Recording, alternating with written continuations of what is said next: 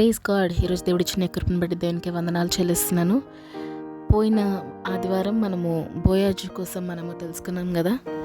ఈరోజు ఒక నూతన అంశము. మనలో చాలామంది ఒక ప్రశ్న కలిగి ఉంటారు.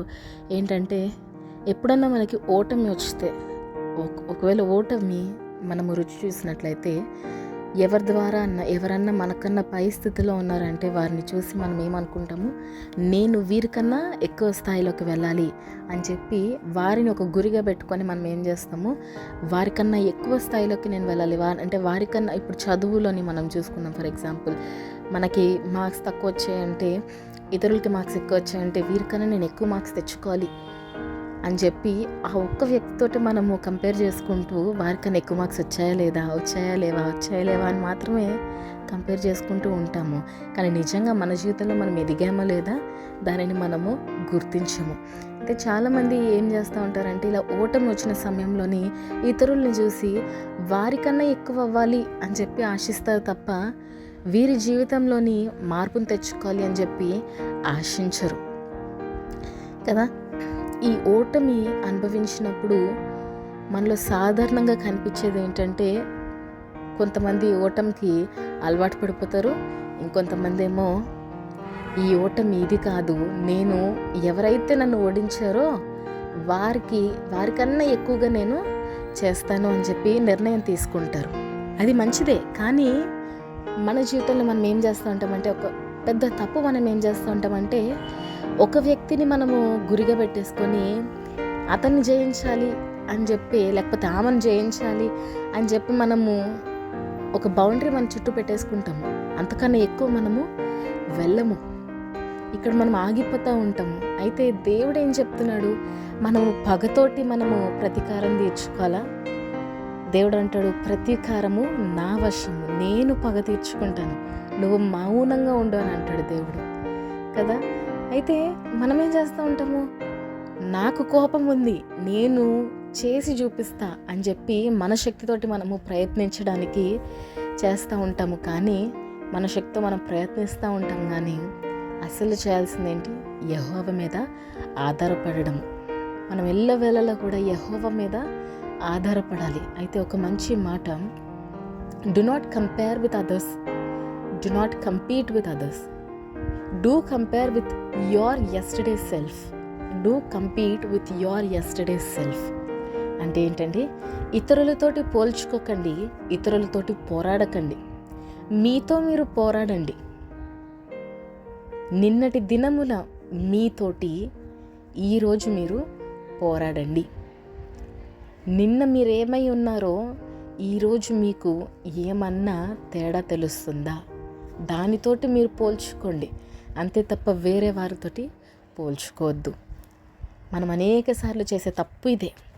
వేరే వారితో పోల్చుకుంటూ ఉంటాము. వారి స్థితిని చూసి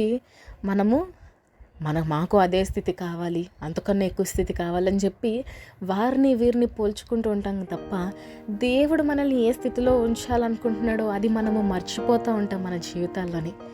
కాబట్టి ఈరోజు మనము గ్రహిద్దామండి, మనము ఎవరితోటి పోరాడుతున్నామో, ఎవరితోటి మనం పోల్చుకుంటున్నాము, ఎవరినో చూసి వారిలాగా నేను ఉండాలి అని చెప్పి మనము పోల్చుకుంటున్నామా, లేకపోతే నిన్నటి దినాన నేను ఈ స్థితిలో పడి ఉన్నాను, ఈరోజు నేను ఆ స్థితిలో నుండి లేచానా, నిన్నటి దినాన నేను ఇలా ఉన్నాను, ఈరోజు నేనేమన్నా కొంచెమన్నా ఎదిగానా, నా ఆత్మీయతలో నేను ఎదిగానా, నా క్యారెక్టర్లోని మలుపు పొందిందా, నా క్యారెక్టర్లోని తేడా తెలుస్తుందా, నేను మంచిగా ఉండగలుగుతున్నానా, నేను దేవునికి ఇష్టకరంగా ఉండగలుగుతున్నానా, నేను మారానా, ఇది మనం చూసుకోవాలండి.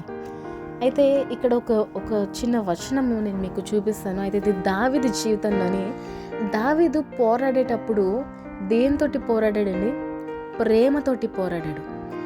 దావీదు పక్షపాతంతో పోరాడలేదు, దావీదు కక్షతోటి పోరాడలేదు, పగతోటి పోరాడలేదు. దావీదు చేతికి సౌలు దొరికినప్పటికీ సౌలు ఎన్నోసార్లు దావీదుని ఏం చేయాలని చూశాడు, చంపేయాలని చూశాడు. ఎన్నోసార్లు ఈగోతోటి, గర్వముతోటి, నాకు 10,000 దావీదుకి నాకు 1000 దావీదుకి 10,000 అని చెప్పి సౌలు ఈర్ష్యతోటి, పగతోటి, అసూయతోటి దావీదుని చంపాలి అని ప్రయత్నించాడు. ఎన్నోసార్లు ప్రయత్నించాడు దావీదుని చంపాలని చెప్పి. కానీ దావీదు సౌలుని చంపడానికి దావీదుకి పలుమార్లు అవకాశం వచ్చినప్పటికీ దావీదు సౌలును ముట్టలేదు. ఎందుకు అంటే ఆయన సౌలును ప్రేమించాడు. అదే విధంగా దేవుని యందు భయభక్తులు కలిగిన వ్యక్తి దావీదు. దేవుని యందు భయం మనము కలిగి ఉంటే, మనము నిజంగా సర్వోన్నతుడిని సేవిస్తున్నామన్న భయము మనలో ఉన్నట్లయితే మనము ఎవరిని హాని చేయడానికి మనము ప్రయత్నించమండి. ఆ రోజు దావీదు అదే చేశాడు. యెహోవా యందు భయభక్తులు కలిగి ఉన్నాడు కాబట్టి ఏమంటున్నాడు, 26వ అధ్యాయంలో మీరు చూడొచ్చు. 1 సమూయేలు 26వ అధ్యాయంలోని సౌలు పడుకొని ఉంటాడు. అతని చుట్టూ తన సైనికులందరూ కూడా పడుకొని ఉంటారు. దావీదు ఇంకొక వ్యక్తి కలిసి సౌలు దగ్గరికి వెళ్తారు. ఆ పడుకున్న స్థలంలోకి వెళ్తారు. ఆ ఈట సౌలుకి ఈట భూమిలోకి బలంగా దిగబెట్టి ఉంటుంది అక్కడ. అయితే దావీదుతో వెళ్ళిన వ్యక్తి ఏమంటాడు, నువ్వు నీ చేతికి నీ శత్రువు దొరికాడు, నువ్వు అతన్ని ఒక్క పోటుతోటి నువ్వు ఆయనని చంపేయచ్చు అని అంటే దావీదు అంటాడు, దేవుడు అభిషేకించిన వ్యక్తిని నేను ఎలాగా చంపుతాను. 11వ వచనం 26వ అధ్యాయం 11వ వచనంలో అంటాడు, యెహోవా చేత అభిషేకము నొందిన వానిని నేను చంపను. ఎంత దేవుని యందు భయభక్తులు దావీదు చూపిస్తున్నాడు ఇక్కడ. అంటే ఈరోజు మన జీవితంలో మనం గ్రహించాల్సింది ఏంటంటే, మనము పగతో కానీ మనము ప్రతీకారం తీర్చుకునే వారిగా మనము ఉండకూడదు. ఏ పనన్నా మనము చేస్తున్నామంటే మనము ఎదుగుతున్నామా లేదా అది మనం చూసుకోవాలండి. దావీదు ఒక మంచి ఎగ్జాంపుల్ మనకి. సౌలు ఎన్నిసార్లు ఆయనను చంపాలి అని చెప్పి ప్రయత్నించినప్పటికీ దావీదు అర్థం చేసుకున్నది ఏంటి, సౌలుకి దురాత్మ పట్టిందని దావీదుకి తెలుసు, అది ఈయనని ప్రేరేపిస్తుందని కూడా దావీదుకి తెలుసు. అయితే సౌలు దేవుని శక్తిని కోల్పోయినప్పటికీ కూడా దావీదు ఏ విధంగా ఎంచుతున్నాడు ఆ వ్యక్తిని, దేవుడు అభిషేకించిన వ్యక్తిని నేను ఎలా ముడతాను, నేను చంపను అని చెప్పి తీర్మానం తీసుకున్నాడు. అంటే దేవుని అందరూ అక్కడ భయభక్తులు చూపిస్తున్నాడు. ఈరోజు మనం కూడా ఎవరో మనకి శత్రువు అని చెప్పో, ఎవరో మనకన్నా ఉన్నత స్థితిలో ఉన్నారని చెప్పో, ఎవరో మనల్ని ఏడిపిస్తున్నారనో, ఎవరో మనకన్నా ఊరికే ఎక్కువగా ఉండాలి అని చెప్పి మనకన్నా ఎక్కువ ఆశిస్తున్నారు, మనల్ని తక్కువ చేయాలని ఆశిస్తున్నారు అన్నప్పుడు మనం ఎక్కడికి మొదటిగా వెళ్ళాలి, వాళ్ళు ముందుకు వెళ్ళిపోయి మీరెందుకు అలా చేస్తున్నారని వాళ్ళని నిలదీయడం కాదు, అదేవిధంగా వారితో పోరాడడం కాదు, కానీ మనం మొదటిగా వెళ్ళి దేవుని ఎదుట మోకరించాలి. దేవా వీరు ఈ విధంగా అంటున్నారయ్యా, దేవా వీరు ఈ విధంగా చేస్తున్నారు, నాకు నువ్వే సహాయము చేయని చెప్పి మనం ఎప్పుడైతే దేవుడిని అడుగుతామో దేవుడు మన పక్షాన యుద్ధం చేస్తాడు, దేవుడు మన పక్షాన పోరాడతాడండి. ఈరోజు మనము దేవుని యందు భయభక్తులు కలిగి, మన పోరాటం కాదు దేవునిదే పోరాటము.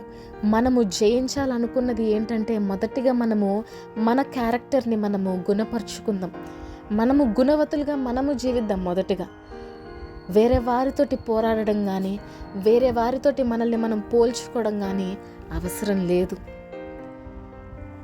నిన్నటి దినానికన్నా ఈరోజు నేను ఎదిగానా, నిన్నటి దినానికన్నా ఈరోజు నేను కొంచెం ప్రొడక్టివ్గా జీవించానా, నిన్నటి దినానికన్నా ఈ దినం నేను దేవుని ఎక్కువ మహిమపరిచానా, నిన్నటి దినానికన్నా ఈ దినము నేను దేవుని సంతోషపరిచానా, ఇది మన గురిగా ఉండాలండి.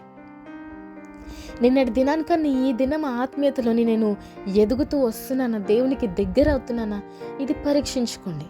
అంతే తప్ప క్రైస్తవులుగా ఉండి మనము ఇతరులతోటి పోల్చుకోవడం కానీ, ఇతరులతోటి పోరాడడం కానీ, వారిని జయించాలి అని చెప్పి మనము ఆశించడం కానీ మనకు అవసరం లేదు. కానీ దేవుడు అంటున్నాడు, పగ తీర్చుకొనుట నా వశము, నాకు అప్పచెప్పండి. మీరు ఆత్మఫలాల్లోని వర్ధిల్లుతూ, ఆత్మఫలాల్లోని ఫలిస్తూ మీ ఆత్మీయ జీవితాన్ని మీరు కాచుకోండి అంటాడు దేవుడు. కాబట్టి ఈరోజు మన జీవితాల్లోని మనము దేవుని మహిమపరిచే విధంగా జీవిద్దాము. మనము ఎదుగుతున్నామా లేదా అది మనము గ్రహిస్తూ మన జీవితంలో మనం ముందుకెళ్దామండి. ఈ చిన్న మెసేజ్ మీకు ఆశీర్వాదకరంగా ఉన్నట్లయితే మీ ఫ్రెండ్స్